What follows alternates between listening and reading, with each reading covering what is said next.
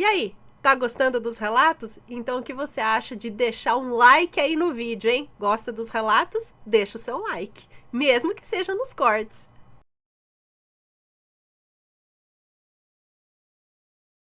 Beleza? Então, vamos ao relato de hoje, que é um relato longo de Maledite, e é este daqui.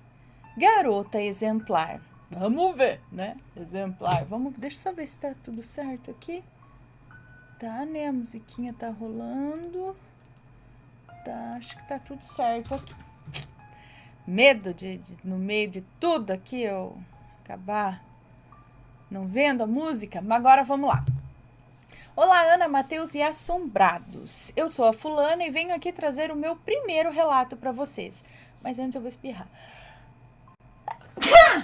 Perdão, voltei e já espirrei. Esse relato, quem está me para enviar é minha mãe, que é quem me auxilia a escrever aqui ao meu lado. O relato conta a história de uma vizinha nossa, que era uma maledite e tanto. Ela contou esse relato para minha mãe há um tempo. O que mais nos chocou foi o fato que ela contou os absurdos que fez com tamanha naturalidade que até espanta.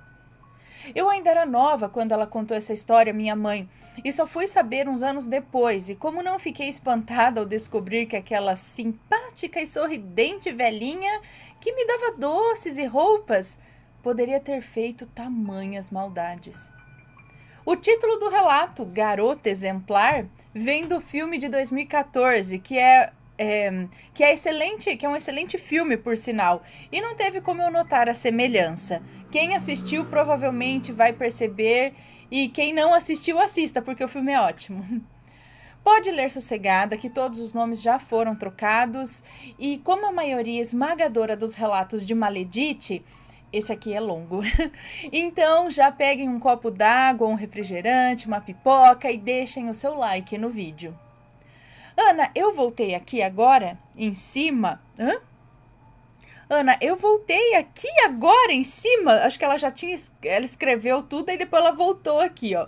Eu voltei aqui agora em cima depois de escrever todo o relato, pois eu e minha mãe chegamos a um consenso de que se escrevermos as considerações finais no final, vai quebrar o clima da história. Então eu vou deixá-las aqui em cima mesmo. Como assim? Ah, tá. Tipo, tudo isso que ela escreveu, na verdade ela ia escrever lá embaixo, mas aí ela resolveu escrever tudo aqui em cima. Enfim, me desculpa pelo tamanho do relato, não sei quanto é a média de páginas dos relatos enviados para você, mas esse aqui ficou bem grande. Perdão os erros de português, eu e minha mãe já corrigimos alguns e pretendo reler mais uma vez antes de enviar. Muito obrigada por essa atenção. Isso daí faz com que o seu relato suba nos níveis de chances de serem lidos, ok? Quanto melhor escrito, lógico, depende. Às vezes ele tá muito bem escrito, mas o conteúdo é meio, entendeu? Aí também não. Mas quanto melhor escrito, parágrafo, pontuação, tudo, melhor para ele ser lido, tá? Bom, um beijo para você, pro Matheus e nos assombrados, e que Deus os abençoe sempre. Obrigada pela atenção. Agora sim, vamos ao relato. Muito obrigada. Eu não poderia começar esse relato se não fosse com uma simples pergunta para você e para os assombrados. Até onde vocês estariam dispostos a ir para preservar um casamento de fachada? Maledite nasceu no final da década de 30, sendo a 11ª filha de uma família humilde, moradores de uma cidadezinha interiorana do nosso país. Era a filha caçula e a que nasceu com o maior espaço de tempo entre um filho e outro, 4 anos. Era o xodó da família. Sua mãe, Isabel, era uma lavadeira e dona de casa, uma moça muito humilde, mas muito astuta e bondosa. Seu pai, Felipe, era um camponês que viveu sua vida inteira trabalhando na roça. Era um rapaz rústico e bruto, mas muito justo e honrado. Maledite era um bebê, diferente dos outros, parecia saber exatamente o que acontecia à sua volta. Olhava e encarava mesmo com poucos meses.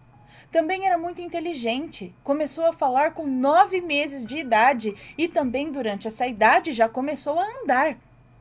Com 1 ano de idade e poucos meses, a mesma já parou de usar fraldas, para o alívio de sua mãe, pois naquela época as fraldas eram de pano e tinham que ser lavadas após a criança sujá-la. Então, quanto mais cedo o bebê parasse de usar, melhor.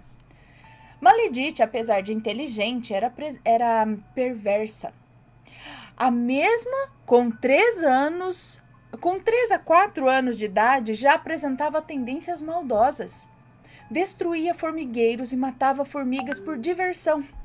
Salgava a água dos animais, ai tadinhos, e puxava os pedaços do grande fogão a lenha quando sua mãe o acendia. Parecia para jogar a madeira em brasa. Parecia que era para jogar a madeira em brasa em cima das galinhas e as ver correndo desesperadas, com medo e queimadas muitas vezes. Sempre que questionada de suas maldades, ela fazia cara de cachorro culpado e rapidamente era acolhida por seus pais. Ah, tá. Quando ela era criança ainda. Quando era questionada por suas maldades, ela fazia aquela carinha de cachorro culpado, assim, e rapidamente era acolhida por seus pais, que não conseguiam brigar com ela. O que também despertava certa inveja de alguns irmãos que não tiveram o mesmo privilégio. Por ser mais inteligente que a maioria de seus irmãos, quando ainda eram bebês, Isabel e Felipe chegaram a cogitar se não deveriam colocá-la em uma escola. Todos os membros da família eram analfabetos.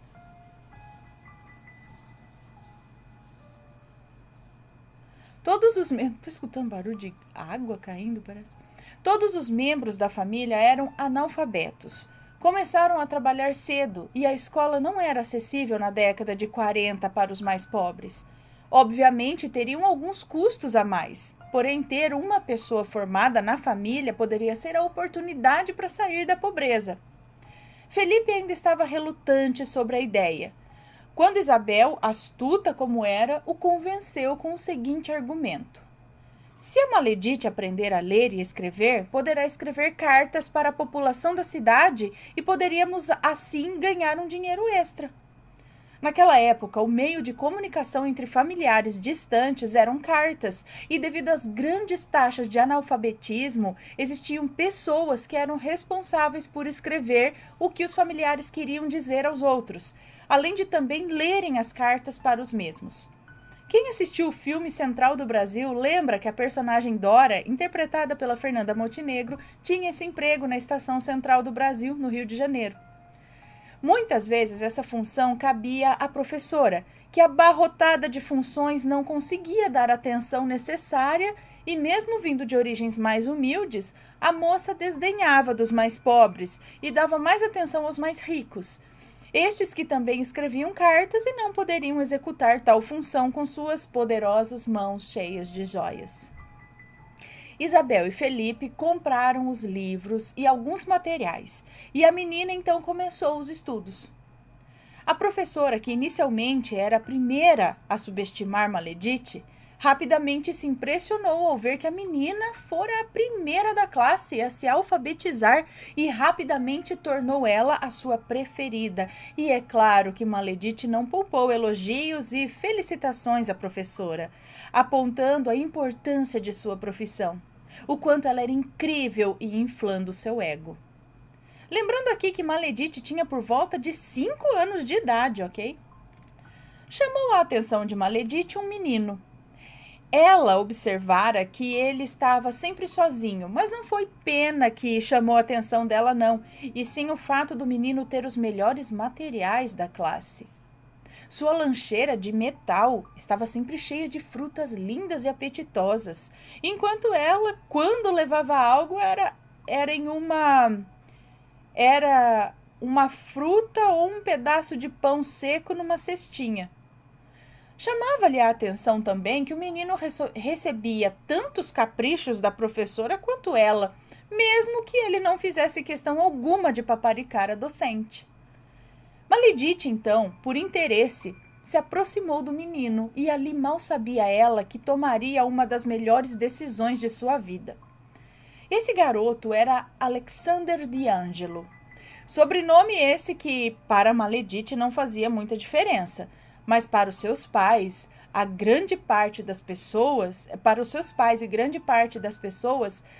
Alexander era filho de Alexandra e Nicolau de Ângelo. Alexandra era a original portadora do sobrenome. Diferente de suas irmãs, primas e outros membros de sua família, casou-se por amor e não por poder e riquezas, e por isso era uma parte renegada da família. Tendo sido mandada para administrar um casarão longe da capital, apesar de ser renegada e possuir menos regalias que seus parentes, ainda assim era muito poderosa. Nicolau era um funcionário da família na capital e que, com seu jeito simpático e entusiasmado, cativou o coração de Alexandra, que firmou um romance com o mesmo e brigou com a família para se casar com ele. Era um rapaz trabalhador e, por ser um Zé Ninguém, entre aspas, adotou o sobrenome de peso de sua esposa, coisa bem incomum na época, já que era mais comum as esposas adotarem o sobrenome de seus maridos. Alexander ficou tão entusiasmado com a ideia de ter uma amiga que logo contou à sua mãe, que convidou a Maledite, Dona Isabel e seu Felipe para um almoço em sua casa. Assim que Maledite deu a notícia aos seus pais, sua mãe já correu para costurar um vestido decente para Maledite. As melhores roupas que eles tinham eram as que iam para a igreja, e mesmo assim não eram chiques o suficiente. Mesmo que os pais fossem mais desarrumados, Maledite, que era amiga de um D'Angelo, deveria ir bem vestida. Maledite então recebeu um vestido branco e vermelho, e seu penteado, Maria Chiquinha, tinha 2 laços bonitos de fitas longas e vermelhas. Definitivamente uma roupa muito bonita e acima dos padrões da família. Assim que chegaram à propriedade da família D'Angelo, foram recebidos pela fria e elegante Alexandra D'Angelo, mulher que esbanjava tamanha classe que chamou logo a atenção de Maledite, que quis copiá-la e desejou ser daquele modo.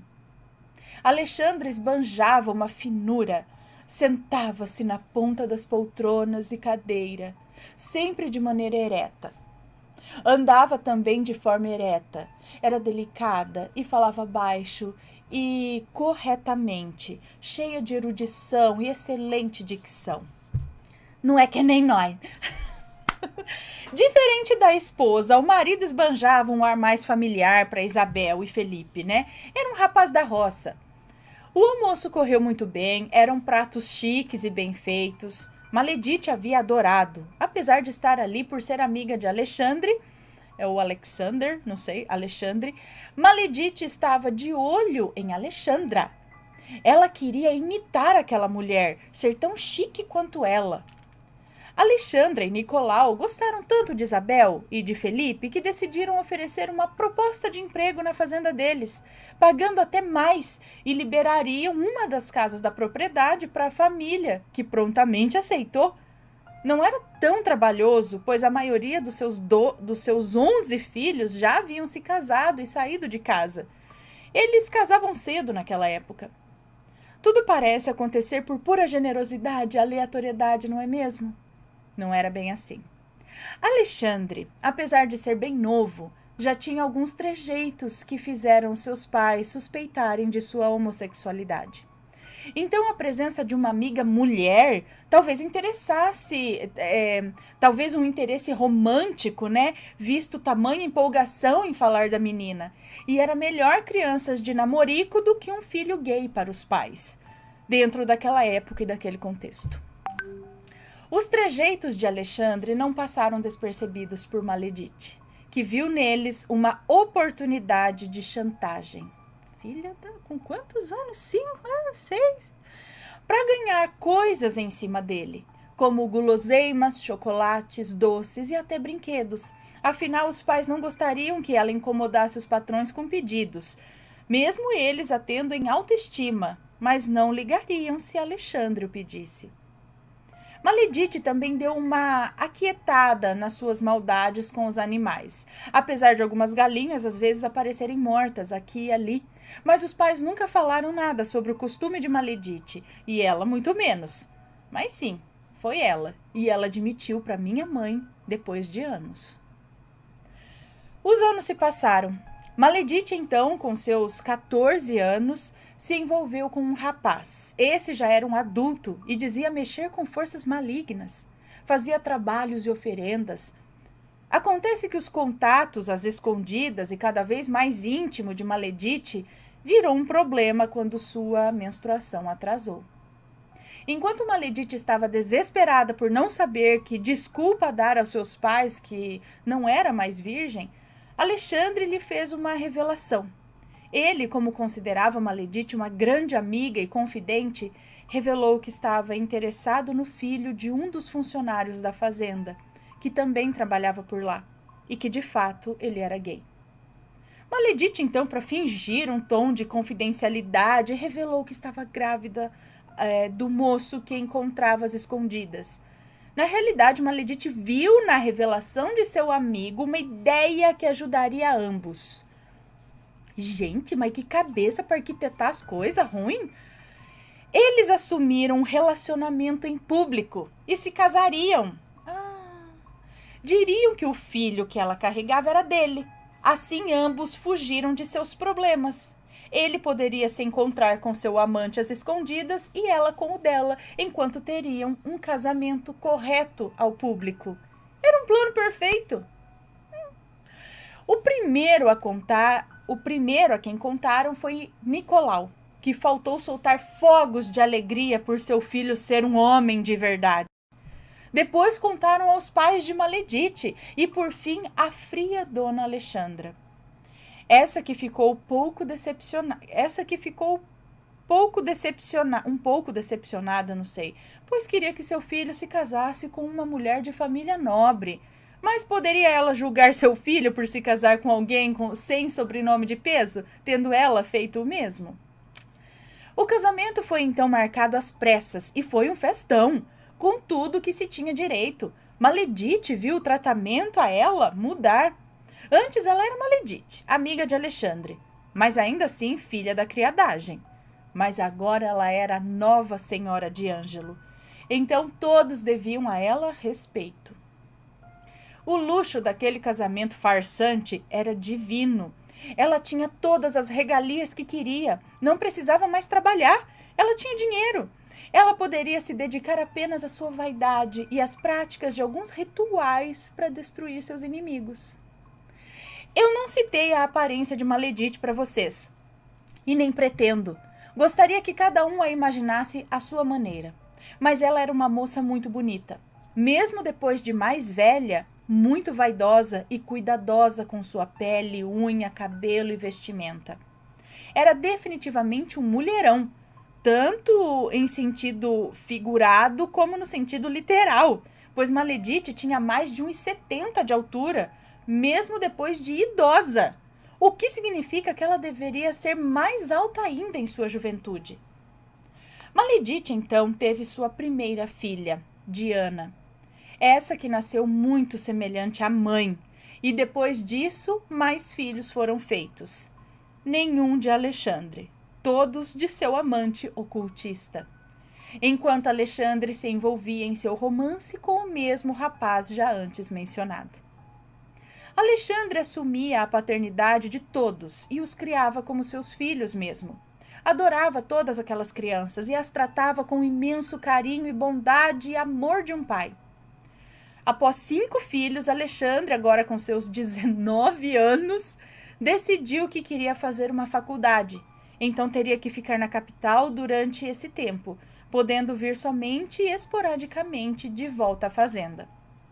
Durante esse tempo, a ideia original de Maledite era resumir os encontros com seu amante feiticeiro apenas a rituais e feitiços. Porém, a carne é fraca e ela se deitou com ele mais uma vez. E Maledite engravidou. Porém, como explicar agora uma gravidez com o marido longe? Ela teve que convencer o seu amante, que já era conhecido por fazer procedimentos de criar anjos, para que fizesse o aborto. Procedimento realizado, porém Maledite ficou muito doente nesse tempo, precisando de ajuda da criadagem para se manter. Porém, uma das criadas, essa funcionária antiga da casa, percebeu os sangramentos e contou para Dona Alexandra. Essa que chamou um médico para examiná-la, mesmo contra sua vontade. O médico fez a análise e constatou um aborto. Pronto, estava criado um barraco gigantesco na fazenda. Alexandra, cheia de raiva, já queria expulsar não só a Maledite, mas todos os seus familiares, os seus pais, os irmãos e os filhos da fazenda de imediato. Mas Nicolau, mais controlado, convenceu que quem deveria tomar alguma atitude era o próprio Alexandre e mandou enviarem um telegrama para a capital para que ele retornasse à fazenda dos de Ângelo com urgência. Também Nicolau disse que nenhum pai deveria pagar pelos erros dos filhos, assim como nenhum filho deveria pagar pelos erros dos pais. Então, se alguém deveria sofrer as consequências, seria somente Maledite, pois seus pais e irmãos eram excelentes funcionários. O amante de Maledite, que vou chamar aqui de Rafael, fora perseguido por funcionários da fazenda por ter realizado tal procedimento e fugiu, sabe-se lá para onde.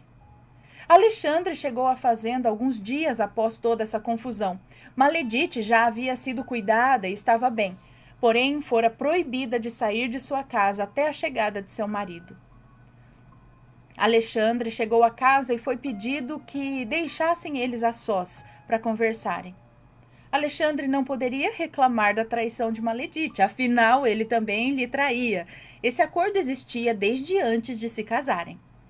Porém, por ter de manter as aparências, foi decidido que ele alugaria uma casa na cidade e ela moraria lá com seus filhos. Mas infelizmente eles teriam de se separar, pois não poderia manter o relacionamento daquele modo. Foi decidido que ele mandaria mensalmente uma quantia em dinheiro para ela manter algumas regalias e não necessitar trabalhar. Maledite aceitou a muito contragosto e foi culminado o divórcio do casal.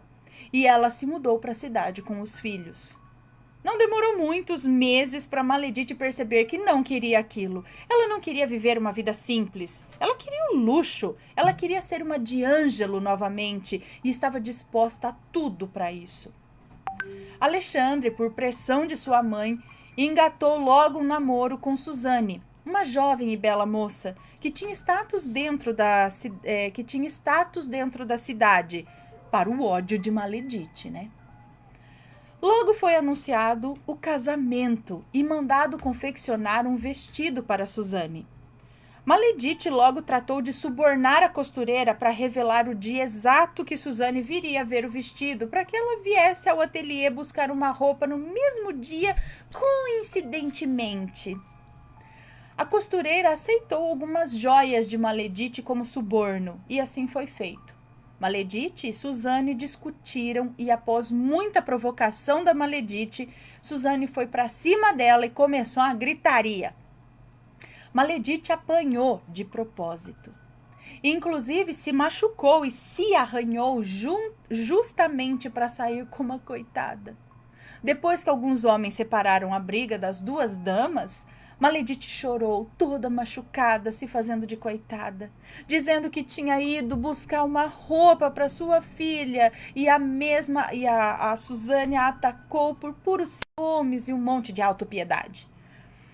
Tal murmúrio logo correu pela cidade. Durante esse tempo, Maledite fazia questão de sair andando pela cidade, mostrando seus machucados e os roxos pelo corpo. Passado poucos dias da briga, Maledite sumiu. O dia amanheceu e a porta da casa de Maledite estava escancarada. Teria sido arrombada. Maledite nem sua filha mais nova, Dulce, de apenas 2 anos, estavam no lugar. Nenhuma das duas estavam no lugar.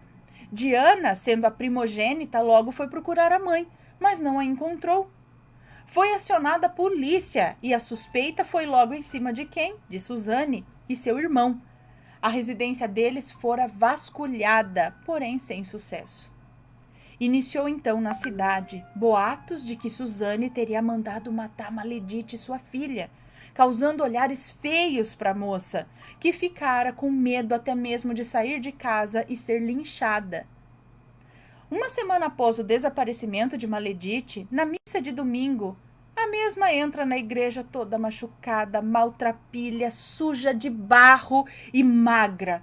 E tudo que ela fazia era balbuciar: Dulce, Dulce. Foi levada ao pequeno posto, onde foi limpa e contou que Suzane e 2 homens invadiram sua casa de noite e a ameaçaram. Levaram ela e Dulce, pois as mesmas dormiam no mesmo quarto e espancaram e amarraram ela em um casebre no meio do mato, onde fora deixada para morrer. Segundo ela, tudo que ela queria era sua filha, que havia sumido, e chorava e se lamentava. A população ficou furiosa e foram direto para a casa de Suzane, onde ela e seu irmão foram linchados pela população da cidade. Pois sabe-se lá o que teriam feito com Dulce, essa que nunca mais foi vista.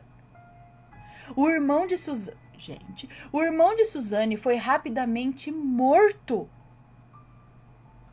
Rapaz, foi isso mesmo? Ele foi morto, o corpo de Suzane não foi encontrado. Não se sabe se ela conseguiu escapar ou que diabos aconteceu com ela. Mais tarde foi encontrado o tal casebre. Essa que era uma pequena casa de pesca, onde Maledite teria ficado. Era uma casinha de madeira, onde guardava-se material de pescaria. Essa casinha ficava dentro da imensa propriedade da família de Suzane e estava com uma pequena janelinha de vidro quebrada, com os cacos do lado de fora, o que significa que quem quebrou estava do lado de dentro, além do fato de estar trancada por fora com cadeado. Havia lá dentro uma corda cortada, amarrada e uma estaca de metal presa na parede e dejetos humanos.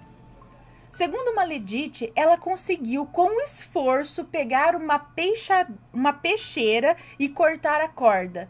Derrubou a peixeira da prateleira que havia lá dentro, porque os sequestradores deixaram... E cortaram a corda. Ela derrubou a peixeira da prateleira que havia lá dentro. Agora, por que os sequestradores deixariam uma peixeira solta em cima de uma prateleira? Bom, não importa. Por que ela demorou tanto para fugir? Não importa. Após isso, Alexandra mandou que acolhesse novamente Maledite e os netos na fazenda novamente. Na verdade, Alexandra mudara repentinamente seu comportamento em relação a Maledite. Começara a falar bem dela depois de seu sumiço e a tratava super bem, dando-lhe todas as regalias possíveis. O que de fato aconteceu? Maledite forjou tudo. Peraí, mamãe tá gravando, depois a mãe vai. Peraí. Cadê? Me perdi. Cadê? Tá, o que de fato aconteceu? Maledite forjou tudo. Ela arrombou a sua porta com um pé de cabra para não fazer tanto barulho e saiu na calada da noite junto com sua filha Dulce. Ela então entregou Dulce para uma senhora cuidar e lhe deu um dinheiro que havia juntado para que eles fossem para bem longe, para outro estado. Maledite então pegou mais uma das suas joias restantes e deu para uma criada da fazenda dos D'Angelo para que essa colocasse um líquido magiado em algo que a dona Alexandra tomasse, para que assim ela voltasse a ter afeição por ela. Após tudo isso, ela infligiu danos a si mesma e ficou 1 semana sem comer, tomando apenas água, para que ficasse fraca, magra e pálida, como se realmente tivesse ficado presa por vários dias. Então, no sábado à noite, foi até o pequeno casebre da família de Suzane, entrou, fez seus dejetos ali e fugiu. Simulou a cena de que fugira pela janela, conseguindo cortes de vidro durante o processo. Friamente caminhou até a porta e trancou pelo lado de fora com correntes e cadeados e foi caminhando dolorida até a igreja onde fez toda aquela cena. Tudo isso somente para fingir ser uma vítima de Suzane e sair como a coitada da história e, é claro, conseguir sua vida de luxo novamente. Alexandre, assim que tomou coragem para ver Maledite novamente, a encontrou na frente do espelho com o vestido que era para ser de Suzane. Ela estava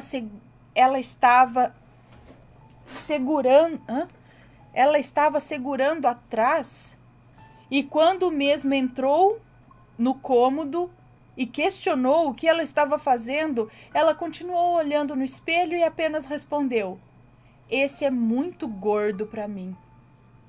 Maledite então sussurrou baixinho para ele todo o plano dela. Encobriu a parte que havia magiado a mãe dele, né? Porém, contou tudo o que fez contra a sua antiga esposa e lhe ofereceu duas opções: casar-se com ela novamente ou perder todas as futuras esposas, e também colocaria um fim em seu relacionamento secreto com Lúcio. Vou chamar assim o rapaz que ele se relacionava. Ora, se não era mais um plano perfeito. Para que necessitaria de uma amarração se poderia usar de chantagem? O casamento foi reatado com o apoio de Dona Alexandra e desaprovação do senhor Nicolau e dos pais da moça Isabel e Felipe, esses que não falavam com ela desde o episódio do aborto. Agora ela era novamente a senhora de Ângelo. O casamento reatado era cheio de brigas e intrigas. Não havia um dia que Alexandre e Maledite não discutissem. Até que Alexandre, em um ato de raiva, fez algo que jamais deveria ter feito em sua vida. Ameaçou Maledite. Gritou-lhe: pois saiba que se eu quiser, demito seu pai e a sua mãe e me separo de você, te devolvendo para eles. Pronto, criou em Maledite uma insegurança que não existia. Para quê? Maledite então tratou logo de se livrar do pai. Conseguiu convencê-lo, através de terceiros, a ir buscar algo na cidade vizinha a cavalo. Ele saiu de manhã cedo, passou-se o dia inteiro e durante a noite o cavalo retornou a casa sozinho. Para quem é criado na cidade ou simplesmente não sabe, cavalos tendem a retornar para suas casas quando são largados sozinhos, é isso? Foram então atrás do senhor Felipe e encontraram o seu corpo na estrada. Parecia ter sido atacado por um animal selvagem, mas não parecia ter sido uma onça, pois as marcas de garras eram muito grandes. Teria sido um lobisomem? Não se sabe, nem mesmo Maledite sabia dizer o que era. Somente fez um trabalho para matá-lo. O próprio pai. Agora não haveria mais medo, afinal, se ele se separasse dela, ela pertenceria aos filhos. E os mesmos eram tão desesperados pelo afeto de sua mãe, que era fria e negligente, que com certeza cederiam aos caprichos da mesma. Mas os ataques de Maledite não acabaram por aí. Fez mais um trabalho para que o senhor Nicolau ficasse louco. O homem ficou realmente perturbado, dizia que era perseguido por um cachorro negro e teve de ser enviado a um hospital psiquiátrico. Também manipulou Dona Alexandra para que ela voltasse à casa antiga de sua família, voltasse para o luxo na capital e deixasse o controle da fazenda na mão de Alexandre e, consequentemente, em suas mãos. Conseguiu com êxito, e a primeira coisa que fez quando a fazenda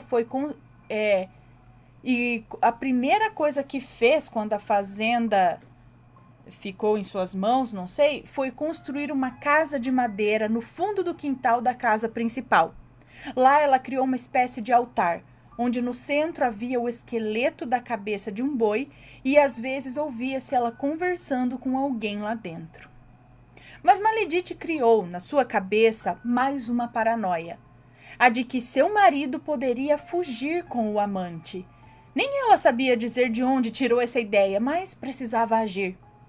Amarrou então Lúcio a uma jovem menina que demonstrava interesse nele. Por ser um rapaz bonito, efetivaram um romance e Lúcio cortou contato com Alexandre, partindo seu coração. Porém, a jovem menina não tolerava o comportamento abusivo de Lúcio, que queria estar com ela a todo momento, e terminou o namoro. Lúcio, então, acabou por tirar a própria vida, dizendo que viver sem ela não valeria a pena. Ele fez o ato em frente à casa da menina, criando uma situação traumática. Maledite disse que ela ficou perturbada após isso. Destruído emocionalmente, sem a mãe, sem o pai e sem um amor, Alexandre estava pronto para ser totalmente controlado por ela. Mas, afinal, era tão ruim assim? Ele tinha status, uma bela esposa ao seu lado, filhos que realmente amava e prestígio. Quem não gostaria de ter isso? Não teve nenhum romance após isso, com medo dos ataques da Maledite. Apenas tinha encontros esporádicos com amantes para afogar as mágoas e fugir da vida com a Maledite, mas nada que durasse mais de 2 encontros para não despertar a atenção da Maledite. O tempo foi passando e Maledite teve mais alguns filhos, esses claramente frutos de traição, pois até a cor do cabelo era diferente. Maledite e Alexandre tinham cabelos da mesma cor. Bom, o tempo passou, a juventude foi embora e os filhos cresceram e deram netos. Maledite então decidiu que estava cansada daquela vida e construiu uma casa na cidade. Grande, bem bonito, onde se mudou com o marido para descansar. Anos depois, minha mãe se mudaria para a casa ao lado da de Maledite e Alexandre. A casa da Maledite sempre foi muito estranha. Ouvíamos barulhos no quintal dela, sempre. As janelas e portas batem sozinhas. Pela janela, constantemente se via vultos passando e possuía também uma pequena casinha de madeira no quintal, que era assustadora. Uma vez, minha mãe estava voltando do mercado por volta das 8 da noite, quando viu um homem estranho na sacada do 2º andar da casa. Estava tudo apagado, mas poderia ser só uma visita, né? Ana, minha mãe, conta que esse homem se jogou da sacada, mas ao invés de cair no chão como esperado, ele atravessou o chão e sumiu. Outra vez, houve uma infestação de formigas na casa dela.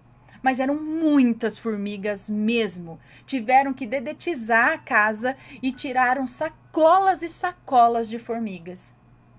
Eu lembro que quando eu era criança, uma vez eu questionei por que de sempre ter um homem parado na varanda da casa da vizinha, mas era só eu que via. Minha mãe não conseguia ver nada e esse homem crescia com o passar do tempo. Chegou um ponto que ele se curvava no teto da casa de tão grande que ele ficou, né? Eventualmente ele sumiu ou eu simplesmente parei de ver. Os filhos da Maledite só vinham visitá-la no final do ano e os netos também, mas nem dormiam lá. Eles ceiavam e iam embora. Em 2011, Maledite saiu em uma viagem. Seu Alexandre então ficou sozinho na casa. Passou alguns dias e nem sinal de vida. Nós e outros vizinhos estranhamos o sumiço do senhorzinho e um dos vizinhos pulou o muro para poder espiar pela janela. Logo após isso, chamaram a polícia. Ele havia falecido. Ligaram para os filhos para informar a morte. Assim que Maledite chegou de sua viagem e foi informada da morte, sua resposta à notícia foi apenas um "ah", sem expressão nenhuma no rosto, e ela entrou em casa como se nada tivesse ocorrido. No enterro de seu Alexandre, ela chorou e fez toda uma cena de teatro, dizendo que queria ir junto e se abraçava nos filhos. Chorou tanto que chegou num ponto que parecia não ter nem mais lágrimas. Na noite seguinte ao velório do seu Alexandre, minha mãe percebeu que a luz da varanda da vizinha estava acesa. Ela então foi conferir se estava tudo bem e se deparou com a Maledite sentada na mesinha que ali possuía, com um copo de uísque na mão e uma garrafa já na metade, visivelmente bêbada. Minha mãe foi até ela, que parecia chorosa, decepcionada. A moça tão vaidosa estava desarrumada e minha mãe questionou se estava tudo bem. E ela disse: "Eu sinto falta dele. Só ele foi capaz de gostar de mim." Minha mãe tentou confortá-la, falou dos filhos, mas ela só balançava a cabeça negativamente, como se negasse tudo, e contou toda essa história acima para minha mãe. Pelo menos a maior parte. Outras ela contou esporadicamente, e outras foi o próprio seu Alexandre que contou nos momentos que conversava com a minha mãe pelo muro. Maledite contou muita coisa. Minha mãe ficou até o amanhecer do dia. Coisas que foram resumidas ou omitidas para não virar proibidão, e mesmo assim o relato continua gigantesco.